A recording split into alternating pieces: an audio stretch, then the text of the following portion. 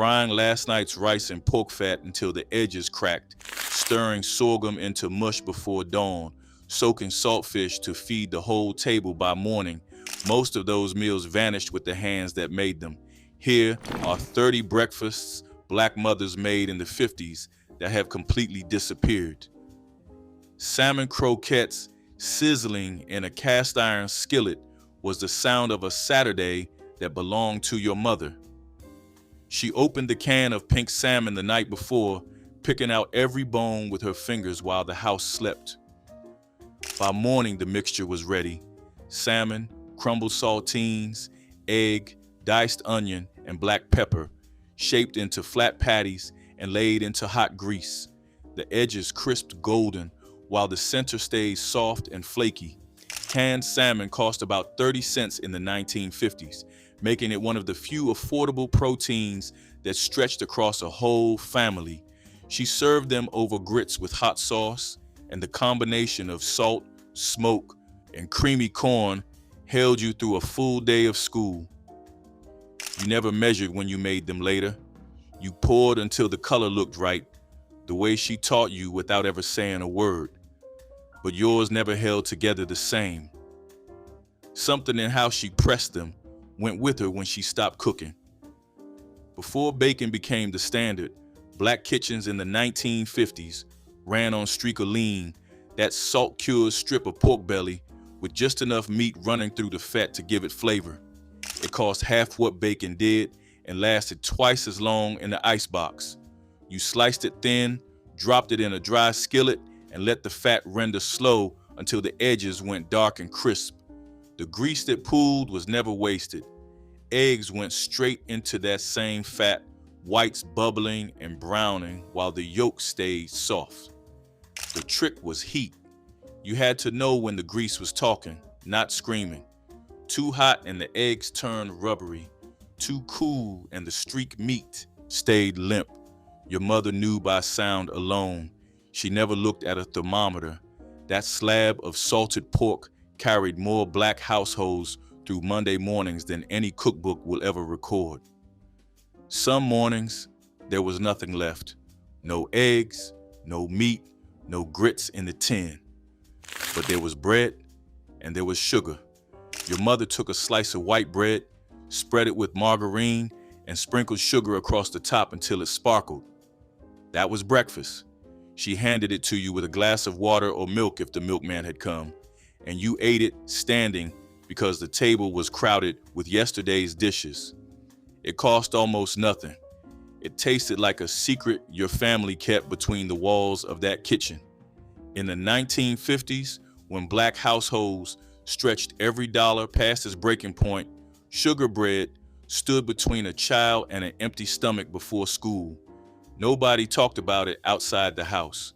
You remember the crunch of those crystals against soft bread, and you remember her hands folding the slice in half so it would last the walk to the bus stop. She made hunger taste sweet. Nobody has done that since. In the Carolina Low Country and deep into the Mississippi Delta, tomato gravy over rice stretched a single can of tomatoes into breakfast for 6. It started with a spoonful of bacon drippings in a hot skillet, then flour stirred fast until it turned the color of wet sand.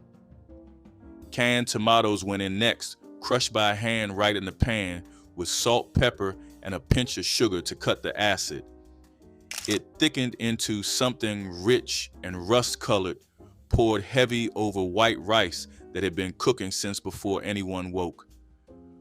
Gullah Geechee communities along the coast made versions of this gravy for generations, carrying the technique from West African rice cultures where grain and sauce were never separated. A can of tomatoes cost a dime, rice cost less. Together they filled the belly with warmth and gave working hands enough fuel to last until afternoon.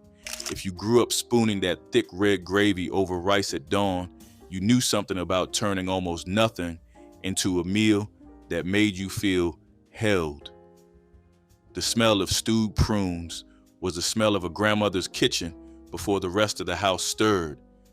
She put them on the night before, dried prunes in a small pot with water and a little sugar, and by morning, They had swelled, soft and dark, swimming in syrup thick as cough medicine. She served them in a bowl with a pour of cream or canned evaporated milk that swirled white through the purple. In the 1950s, dried fruit kept for months in the pantry, making prunes a dependable winter breakfast when nothing fresh was around. Doctors told black mothers that prunes were good for the blood, and they listened, spooning them into kids who complained about the wrinkled skin and the taste that sat between sweet and old. You ate them because she told you to. You hated them then. Now you would give anything to sit at that table again, to hear the clink of the spoon against the bowl. The prunes are still on the shelf. The woman who made them matter is not. A tin of sardines and a sleeve of saltine crackers ask nothing of you but a can opener in 5 minutes.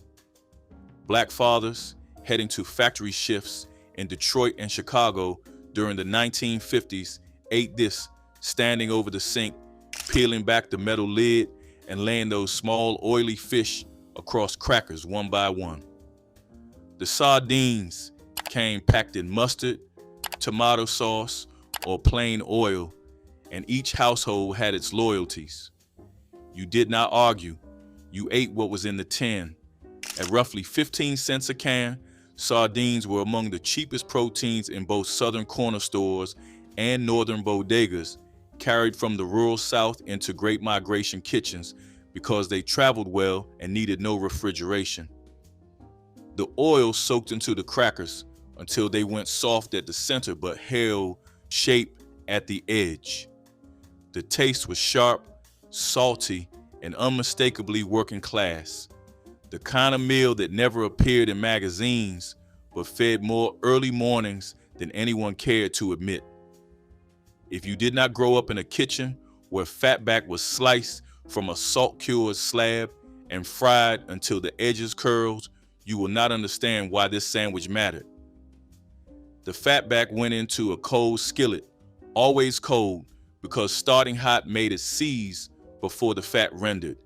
It cooked slow, filling the kitchen with a smell that was part smoke, part salt, part something older than the house. When the slices turned translucent and crisp, they were tucked between halves of a split biscuit still warm from the oven.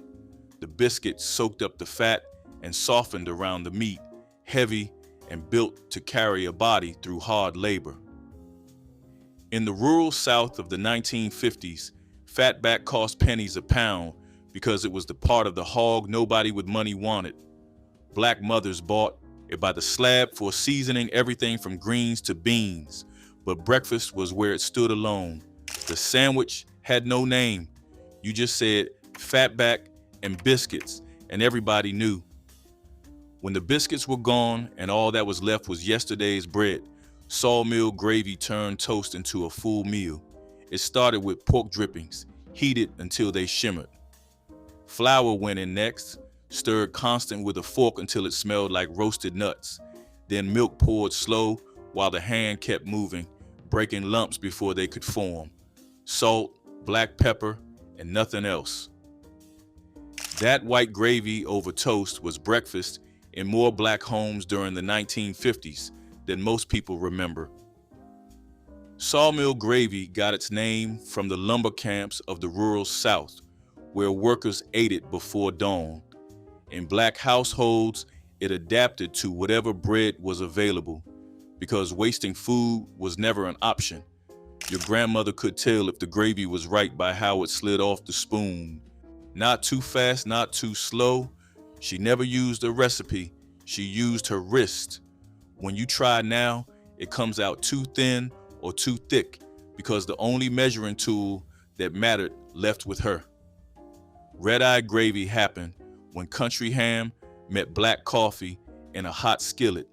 And if that sounds strange, you were not raised in the right kitchen. After frying a slice of dry-cured ham, the salty kind from a whole leg hanging in the smokehouse, your mother poured leftover coffee straight into the pan.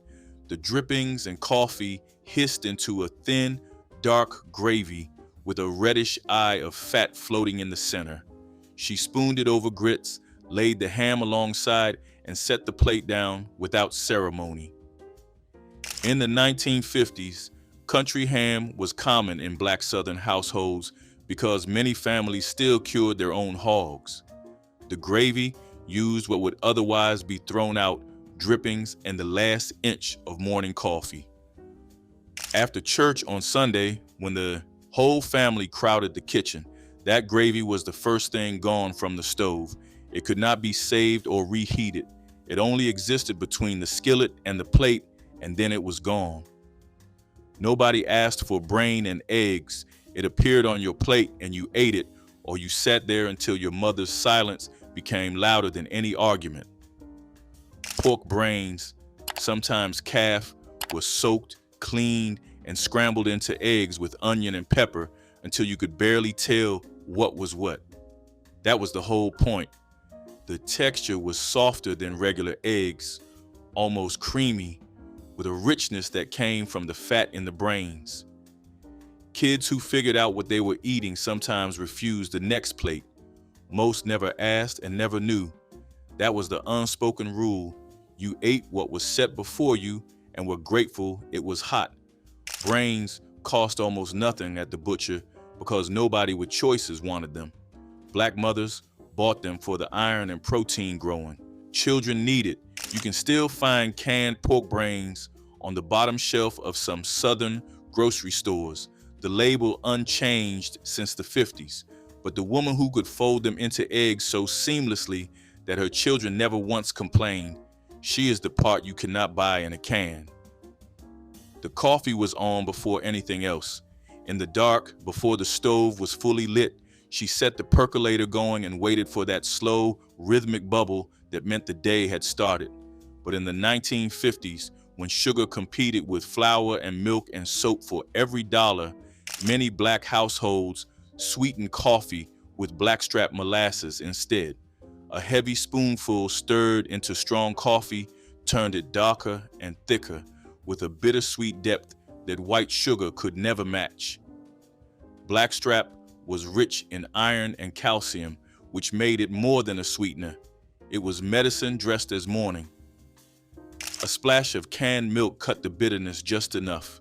The smell filled the kitchen with something you cannot find today. Roasted grounds, dark molasses, and tinned milk hanging in the air like a hymn nobody sang out loud. That cup was the first thing she touched every morning and the last ritual she gave up when her hands stopped working. The percolator sits in a box now. Nobody has plugged it in since. Clabber was raw milk left at room temperature until it thickened and soured on its own, turning into something like yogurt, but sharper, tangier, almost alive. In Black households across the rural South during the 1950s, Clabber was not a mistake, it was a method. You poured it cold into a bowl, crumbled day-old cornbread on top, and ate it with a spoon. The combination was sour, gritty, and filling enough to carry you through a morning of field work. The tradition ran deeper than the South. West African cultures had been fermenting milk for centuries, and the practice survived in the hands of women who understood what their stomachs needed. Clabber required no refrigeration and no equipment, just patience and a kitchen warm enough for the bacteria to work. If the milk smelled clean and sour, it was ready. If it smelled rotten, you knew the difference without being told. That instinct passed from mother to daughter at the counter, and when pasteurized milk replaced raw, the whole tradition went quiet. On hog killing days, the cracklings came first. Those crisp golden bits of rendered pork skin and fat that popped out of the lard pot like gifts. Your grandmother saved them in a tin, and by Saturday, they were folded into cornbread batter with buttermilk, egg, and salt. The bread baked in a greased cast iron skillet until the top cracked and the edges pulled away dark and crunchy. Each bite carried a burst of salty pork against sweet corn, a texture that shifted between crumble and crunch in a way no plain cornbread could. In the 1950s, families who butchered their own hogs had cracklings in abundance, and wasting them was unthinkable. The bread was eaten hot, split open with butter melting into the steam, sometimes crumbled into buttermilk for a second meal. She made it without measuring, a handful of this, a pour of that, and it came out right every time. You have tried it with store-bought pork rinds. It is not the same. Sweet potato and sausage casserole filled African-American kitchens with the scent of caramelized sugar and smoky pork. Thick rounds of sweet potato were layered with sliced smoked sausage, seasoned with cinnamon, brown sugar, and a touch of cayenne. The dish was covered and baked until the potatoes softened and the sausage released its fat into the layers below. The result was a sticky, savory, sweet combination that balanced richness with earthiness. Families valued it because both ingredients were affordable and filling, stretching easily across a crowded table. It appeared at suppers and church potlucks, carried in foil-covered dishes by women who cooked from memory. Children loved the sweetness, while adults appreciated its staying power. Sweet potato and sausage casserole carried warmth, thrift, and tradition in every golden layer. Potted meat sandwiches provided affordable protein when fresh meat remained far beyond the family budget. These small tins of processed meat paste cost only nickels and could feed multiple children when spread thin across bread. The paste was salty and intensely flavored, meaning a little went far in making plain bread taste substantial. Mothers would open a single tin and divide it among several sandwiches, stretching resources while ensuring everyone ate before school or work. Potted meat required no refrigeration before opening, ideal for pantries without ice boxes. The flavor was not gourmet, but hunger made it taste like provision and care. Children learned to appreciate what their families could provide. Factory workers carried these in metal pails, eating them cold at work sites where no heating was possible. Smoked herring arrived, wrapped in brown paper from the corner store, stiff and salty and smelling like the ocean had been set on fire. Your grandmother soaked it overnight to pull the salt out, then flaked the flesh off the bones and warmed it in a skillet with butter. Served over hot grits, the herring melted into the corn and turned the plate smoky and rich. Along the Chesapeake Bay and through the Gullah Geechee coast, salt-cured fish had been a breakfast staple since before the 1940s, carried inland by families who migrated but never lost their taste for the sea. Herring was cheap and kept without refrigeration. The bones were the test. If you picked them clean, without complaint, you earned your place at the table. She did it with her eyes half closed, pulling each thin bone by feel, her fingers remembering a motion her mind no longer had to guide. When she stopped cooking, nobody bothered to soak the fish. The grits tasted empty without it. You had to wait for the frost. That was the rule with persimmons. Pick them too early and they would turn your mouth inside out with a bitterness so sharp it felt like chewing cotton. But after the first hard frost, the fruit dropped from the trees soft, orange, and heavy with sugar. The pulp was pressed through a sieve, then folded into batter with flour, cinnamon, nutmeg, and buttermilk. It baked into a dense, dark loaf that smelled like fall had walked into the kitchen. In the 1950s, persimmon trees grew wild across the black rural South, and the bread was seasonal. You ate it in October or not at all. It could not be rushed. The fruit, decided when it was ready, and you learned to wait. That patience was part of the recipe, same as the cinnamon. Most of those trees are gone now, cut for developments or left to rot in yards where nobody remembers what they are. Butter was for people who could afford it. In the 1950s, most black kitchens in the South ran on lard, rendered hog fat, white and smooth, scooped from a tin near the stove. Biscuits made with lard came out flakier and lighter than butter ever allowed, with a crumb that shattered when you pulled them apart. The lard cut into flour with salt and baking powder, bound with just enough buttermilk to hold. They baked fast in a hot oven, rising tall in the cast iron pan.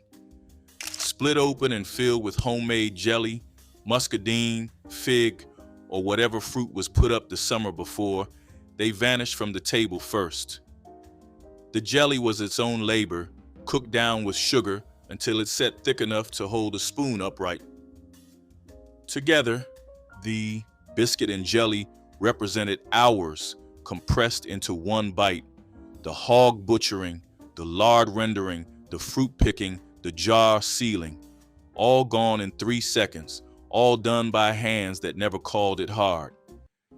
After the Great Migration carried black families into the factory cities of the North, breakfast changed shape but not spirit.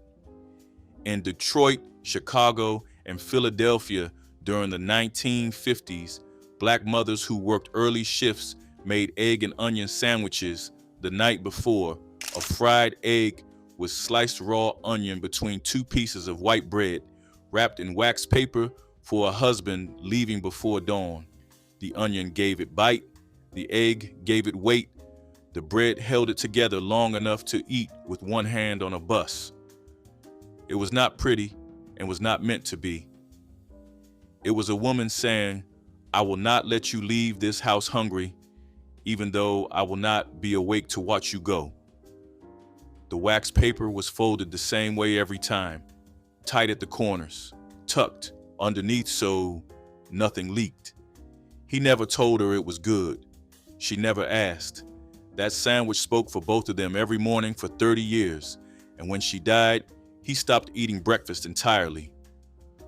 Chitlin casserole carried both controversy and pride into the same kitchen. Cleaned and boiled chitlins were chopped, layered with onions, seasoning, and sometimes cheese or cream sauce, then baked until bubbly and browned.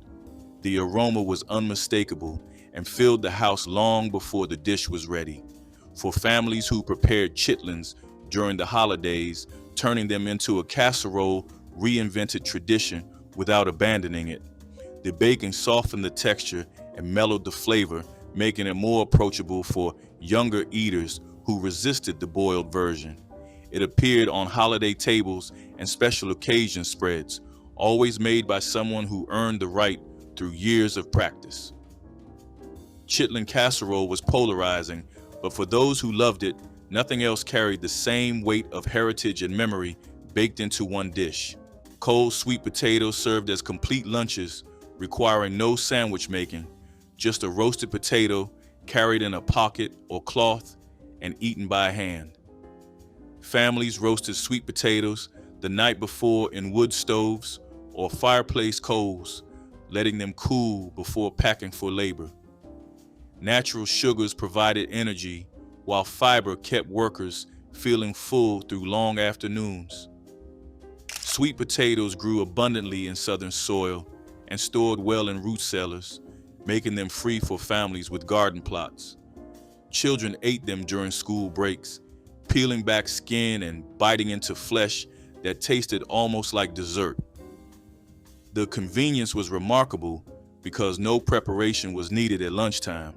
For generations of Black Americans, cold sweet potatoes represented the genius of ancestors who understood that simple foods provided reliable nourishment. Long before those sandwiches traveled north, breakfast in the rural South came from whatever the night before left behind. Leftover rabbit, hunted the previous evening and stewed with onions and potatoes, was reheated in a skillet at dawn and served with biscuits for sopping. Cottontail rabbits were plentiful in the fields surrounding Black farming communities in the 1950s, and hunting them required only a single-shot rifle or a box trap. The meat was lean, tender, and mild, nothing like the gamey reputation people give it. Reheated in its own gravy, the rabbit tasted better the second day, because the flavors had deepened overnight. Your father brought them home, but your mother decided how they were cooked, how long they simmered, and how much pepper went in. The kitchen was her jurisdiction. Kids who grew up eating reheated rabbit for breakfast thought nothing of it. It was what the morning offered, warm and rich, and made from the land right outside the door. Cornmeal mush poured into a loaf pan the night before, chilled until firm, sliced thick, and fried in the same skillet as streak or lean. That was the double feature of the 1950s farm breakfast nobody outside these kitchens remembers. The mush slices hit hot grease and went golden, developing a crust that crackled against the soft center. The streak meat cooked alongside, rendering fat the mush absorbed like a sponge, turning each slice rich and salty. You ate them together, cutting the mush with the side of your fork and dragging it through the drippings on the plate. Cornmeal was the cheapest grain in any southern pantry. A 5-pound sack lasted weeks, and making mush was just boiling it with water and salt. The genius was the second life, the transformation from soft porridge into crisp fried slabs. 2 ingredients that cost almost nothing, combined by someone who understood that texture matters as much as taste. That knowledge lived in the rhythm of the skillet, not in any written instruction. When a child was sick, the answer was milk toast. Bread toasted until just dry, placed in a shallow bowl, and covered with warm milk sweetened with sugar and dotted with butter. The toast softened until it became something between bread and pudding, easy to swallow and gentle on a stomach that had been turning all night. Black mothers in the 1950s made it without thinking. It was not a recipe, it was a reflex, the way you reach for a blanket when someone shivers, the warm milk steam rising from the bowl, the bread breaking apart under the spoon, the faint sweetness that made a feverish child willing to eat. It was medicine that tasted like being loved. Doctors never prescribed it. Cookbooks never printed it. It existed only between a mother's worry and her kitchen, made at 2 a.m. with the lights low and a hand on your forehead. You got better every time, not because of the toast, because she was there. There was a method to syrup soppin that you either learned at the table or never learned at all. You pulled the biscuit apart with your hands, never cut it, and laid the halves face up on the plate. Then you poured sorghum or cane syrup into the center, slow, watching it pool in the soft crumb like amber filling a well. You tore off a piece, dragged it through the syrup, and ate it before a drop hit the table. The pace was deliberate. Too fast and you wasted the syrup, too slow and the biscuit went soggy. In the 1950s, sorghum was milled locally across the Black rural South, pressed from tall stalks and boiled in open kettles at community mills every fall. It tasted darker and earthier than store syrup, with a slight bitterness that balanced the sweet. The ritual of soppin was how grandchildren sat still long enough for the old stories, because the syrup demanded your attention and the elders demanded the rest. The oldest ones drank their coffee from a saucer. They poured it from the cup, blew across the surface to cool it, and sipped from the edge while the kitchen moved around them. But coffee sop was something else. Day-old biscuit or stale bread torn into chunks and dropped into that saucer of sweetened coffee, left to soak until you ate it with a spoon. It was the breakfast of people who had lived through decades where nothing was wasted, not the last crumbs of bread or the dregs in the pot. In the 1950s, the elders in Black households still practiced this quietly before anyone else was up, a ritual from an older time that the younger generation found strange. The coffee-soaked bread tasted like sweetness and warmth and the particular silence of a house at dawn. It was the last meal of a way of life already slipping away, eaten by people who remembered when breakfast was not a choice, but a negotiation between hunger and whatever the kitchen could offer. They are gone now. The saucers sit in cabinets nobody opens. Fried potato cakes made from leftover mashed potatoes became Thanksgiving morning crispy treats that children begged for. Grandmothers mixed cold mashed potatoes with beaten eggs, chopped onions, and flour, forming patties that fried until golden brown and crusty. The outside turned crispy while the inside stayed soft and fluffy. These cakes used potatoes left from testing recipes or from earlier preparations. Served with butter or gravy, they provided filling breakfast that cost virtually nothing.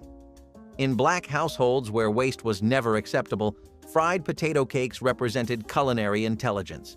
Children ate them hot off the skillet, burning their fingers but too eager to wait. Adults enjoyed them with coffee, appreciating how yesterday's side dish became today's featured breakfast. The cakes could be made quickly, freeing grandmothers to focus on dinner. Fried potato cakes proved resourcefulness could transform leftovers. Cathead biscuits with cane syrup earned their playful name from their impressive size, each biscuit as big as a cat's head. The dough was mixed by hand, using flour, lard, and buttermilk to create a texture both fluffy and sturdy enough to split and fill. Baked until golden brown, they emerged from the oven towering and fragrant. Grandparents remember serving them with thick drizzles of dark cane syrup or honey, a combination that balanced sweet and savory with every bite. These giant biscuits were a centerpiece of country breakfasts, capable of holding slices of fried ham or scrambled eggs without falling apart. Families loved how a single biscuit could satisfy even the hungriest farmhand, making them practical as well as indulgent. Their name sparked laughter and curiosity, ensuring they were always a conversation starter at the table. Today, the memory of Cathead biscuits remains a warm reminder of big flavors, generous hearts, and mornings filled with the smell of baking bread. Leftover bean mash on toast was a breakfast that refused to let last night's dinner go to waste. Beans cooked the evening before were mashed with a fork, seasoned with salt and pepper, and spread onto slices of bread or leftover biscuits. The mash was sometimes warmed in a skillet with a bit of lard, giving it a slightly crispy exterior while keeping the inside soft. Pinto beans and navy beans were the most common varieties, cheap enough to buy in bulk and filling enough to carry a family through the day. This dish required no extra ingredients, making it ideal for mornings when the pantry was nearly bare.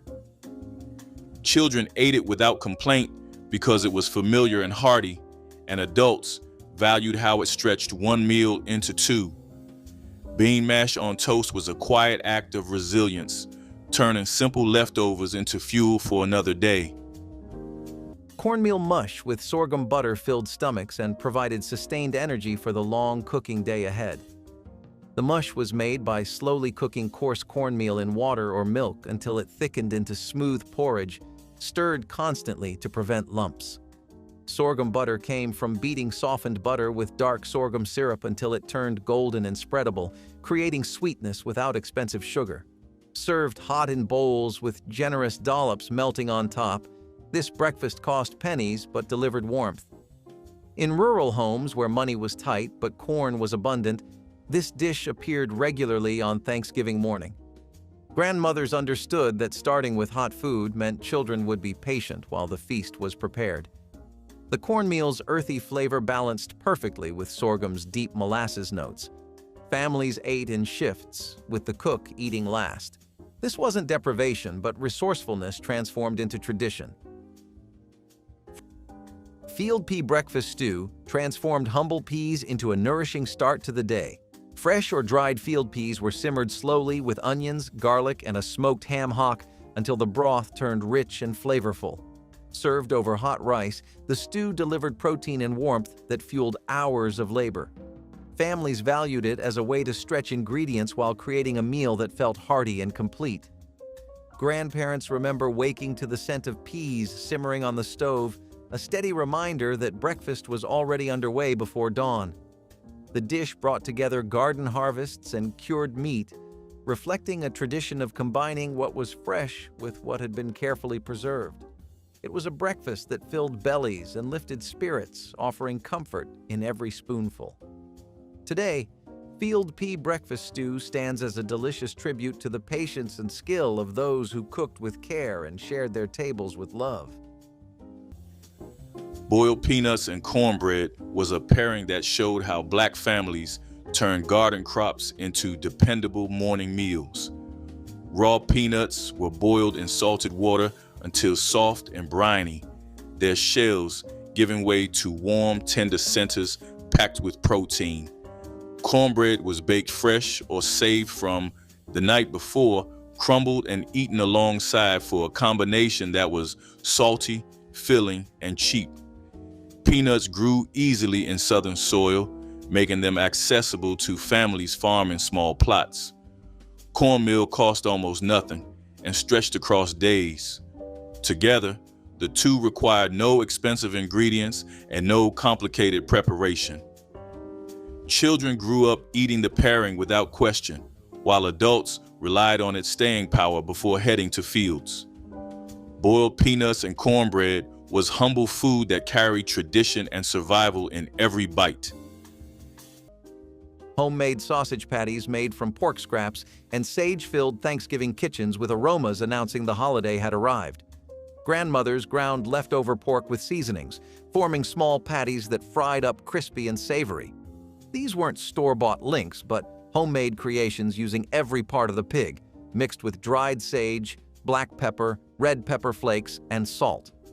The patties sizzled in cast-iron skillets, their fat rendering out to create crispy edges while interiors stayed juicy. Served alongside eggs or grits, they provided protein-sustaining families through morning preparations. Making sausage from scratch meant controlling ingredients and stretching meat further than store-bought allowed. Children watched grandmothers work, learning techniques passed down through generations. The spices were measured by hand, creating unique family flavors. These patties appeared at Thanksgiving because holiday butchering provided fresh pork scraps, perfect for grinding. Fried ripe plantains brought a touch of Caribbean sweetness to Southern breakfasts, a flavor carried by migration and memory. Fully ripe plantains were sliced on the diagonal, their skins almost black to signal perfect sugar content. They were pan-fried in butter until their edges caramelized and their centers turned soft and custard-like. A sprinkle of brown sugar or a drizzle of cane syrup heightened the natural sweetness, making them irresistible alongside eggs or grits. Families cherished this dish for its tropical flair and the way it honored connections between African American and Caribbean kitchens. Grandparents recall how the scent of frying plantains would fill the house, a fragrance both exotic and familiar, tying generations to distant shores. Whether served alone as a treat or paired with savory dishes for contrast, fried ripe plantains turned an ordinary morning into something special. Their golden color and rich aroma still evoke memories of shared breakfasts and the enduring blend of cultures that shaped African American foodways. Cornmeal mush with molasses was one of the most common breakfasts in Black households during the 1930s, eaten by families who had little else to start the day. Cornmeal was simmered slowly in water until it thickened into a dense porridge, then served hot with a heavy pour of dark molasses for sweetness. The dish cost almost nothing since cornmeal could be bought in bulk for pennies and molasses was cheaper than sugar across the South. Children ate it before walking to school, while adults relied on it to fuel long days of labor. Some families added milk when they could afford it, but most ate it plain with just the syrup on top. The texture was thick and heavy, meant to sit in the stomach and keep hunger away for hours.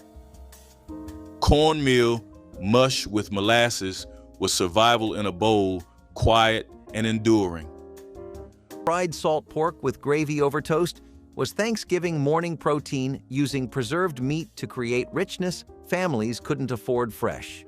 Salt pork, the preserved fatback that lasted months without refrigeration, was sliced thin and fried until crispy in cast-iron skillets. The rendered fat was used to make gravy by adding flour and milk, creating creamy sauce poured over toasted bread. This breakfast provided essential calories and fat, helping families survive cold mornings before central heating. The salt pork was economical because it used pig parts preserved through salting to last through seasons. Grandmothers kept slabs in cool places, slicing off pieces as needed. The gravy stretched the meat to feed larger groups, with toast soaking up every drop. Children learned to appreciate this combination. Adults valued how the breakfast delivered energy without requiring fresh meat purchases. Salt pork with gravy was honest nourishment, proving preserved foods could create satisfaction.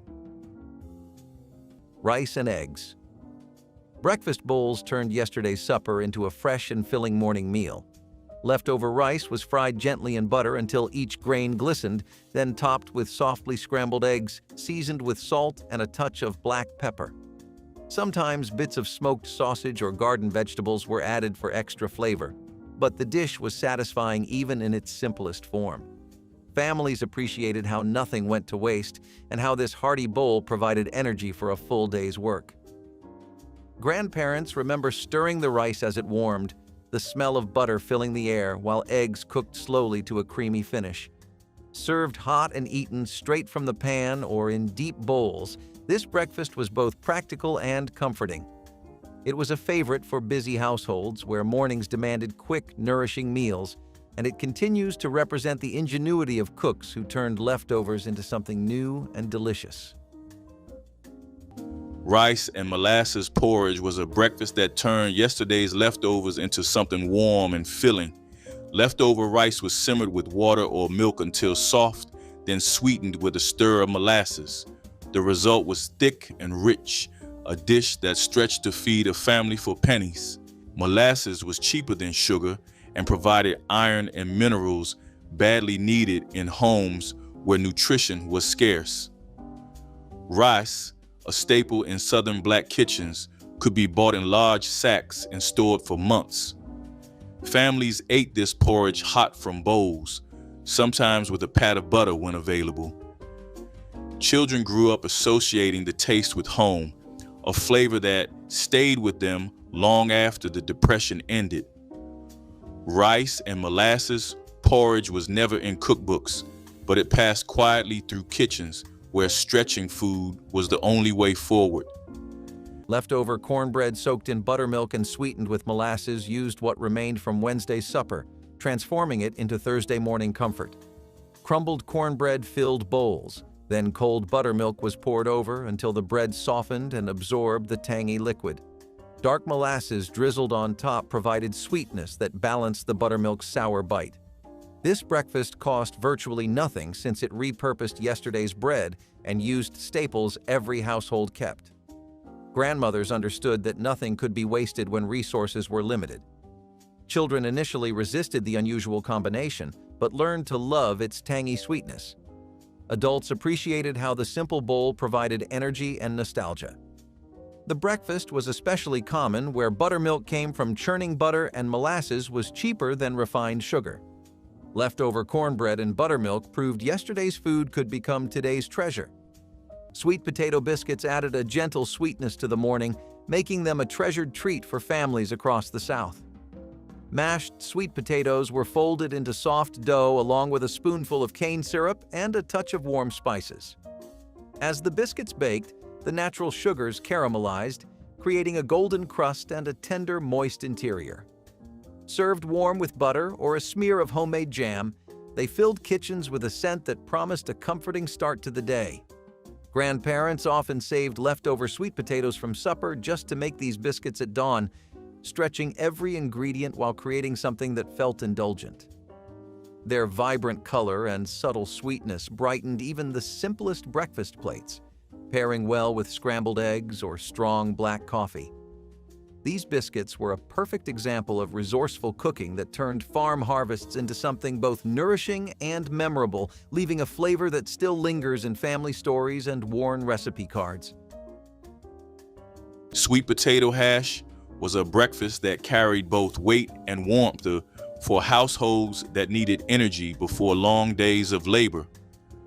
Sweet potatoes were peeled, diced, and fried in a skillet with onions and scraps of meat left from the night before.